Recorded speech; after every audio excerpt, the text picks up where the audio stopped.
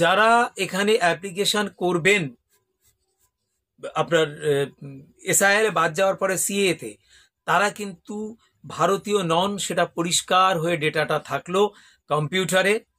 যখন নতুন কোনো সরকার আসার পরে, কেউ চিরস্থায়ী সরকার হয় না, যদি সেই সরকার পদে আসে, আসার পরে এই যে সিএটাকে পুরো যদি বাতিল করে, আপনাদের অবস্থা কি হবে? না ঘাড়কা না ঘাটকা। অনেকদিন পরে এলাম, আশা করি আপনারা সবাই ভালো আছেন।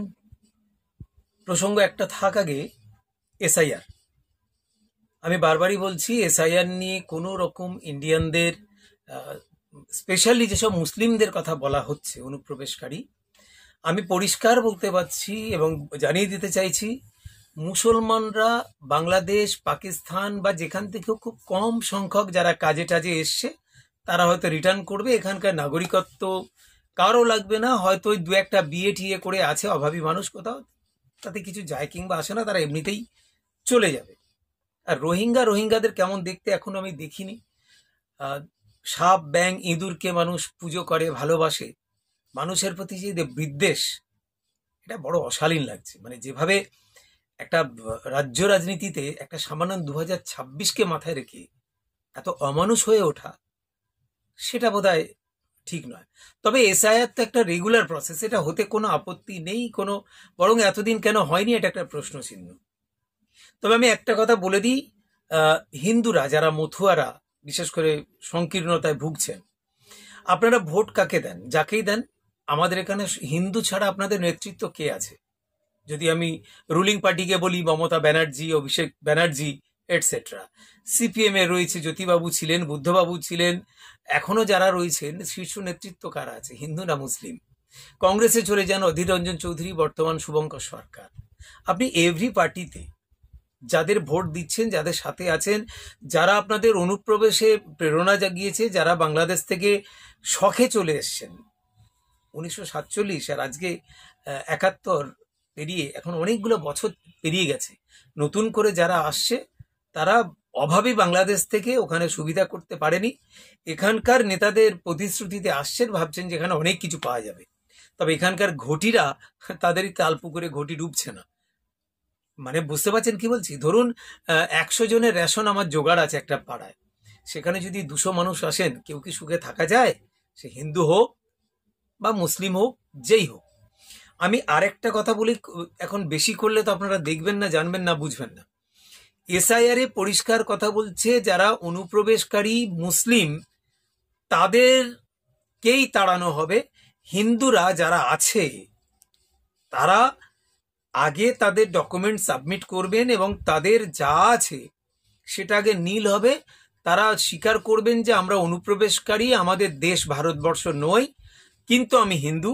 তারপরে আপনারা সিএতে অ্যাপ্লাই করবেন, অর্থাৎ আপনি রেকর্ডেড এই ভারতবর্ষের ভূমিতে অনুপ্রবেশকারী, এই ভারতবর্ষ আপনার দেশ নয়, সেটাকে আপনি স্বীকৃত করলেন। আপনারা একটা ছোট্ট কথা ভেবে দেখুন তো, যখন এই 60-65 বছর তো কংগ্রেস চালালো, তারা কি তাদের গদিটা ধরে রাখতে পেরেছে? কাল যখন এই সরকারটা পরিবর্তিত হবে, আপনারা যারা এখন এসআইআর করে বাদ গেলেন, যেসব হিন্দু ভাইদের কথা বলছি, বিশেষ করে মথুয়া, আদিবাসী, নিম্নবর্ণীয় মানুষ, তারাই বেশি তো এসছে। তারা অভাবের জ্বালায় এসছে, তারা ওই বিতাড়িত হয়ে তরবারির ভয়ে আসেনি। আমরা এটা ইন্ডিকেট করে স্পেসিফিক বলছি, হ্যাশট্যাগ করে। যারা ভারতবর্ষে মনে করছেন একদম সোনার খনি ভেবে এখানে এসছেন, আপনারা এসআইআর মধ্যে ইনক্লুড হলেন, আপনার জাতিগত পরিচয় বেরিয়ে গেল, আপনি হিন্দু, আপনি অন্য দেশ থেকে ভারতবর্ষে এসছেন, তার একটা নিশ্চয়ই লিস্ট হবে। তারপরে এখন 1-2 বছর আপনারা ভোট দিতে পারবেন না, তারপরে সিএ এর মাধ্যমে আপনাদের নাগরিকত্ব দেওয়া হবে। তার মানে কি হলো? একটা বেশি সংখ্যক হিন্দু তারা বাইরে থেকে এই ভারতবর্ষে এসছে। কারা ঢুকিয়েছে? সিকিউরিটি ফোর্স, যারা 99.9% হিন্দু, নেতৃত্বে 99.9% হিন্দু, যারা উচ্চ পদে আছে তারা 999 হিন্দু। তারপরেও এই অনুপ্রবেশের কথাটা আসছে। আমি আপনাদের কাছে অনুরোধ করে একটা জাস্ট খোলসা করে দিচ্ছি, যারা সিএএ তে বাদ যাবেন, যারা এখানে অ্যাপ্লিকেশন করবেন আপনার এসআইআর এ বাদ যাওয়ার পরে সিএএ তে, তারা কিন্তু ভারতীয় নন, সেটা পরিষ্কার হয়ে ডেটাটা থাকলো কম্পিউটারে।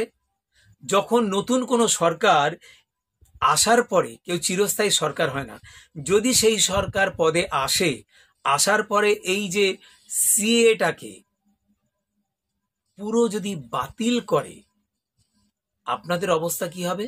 না ঘরকা না ঘাটকা। এইটুকু আশা করি আপনারা বুঝতে পেরেছেন। আর কথা বাড়ালাম না।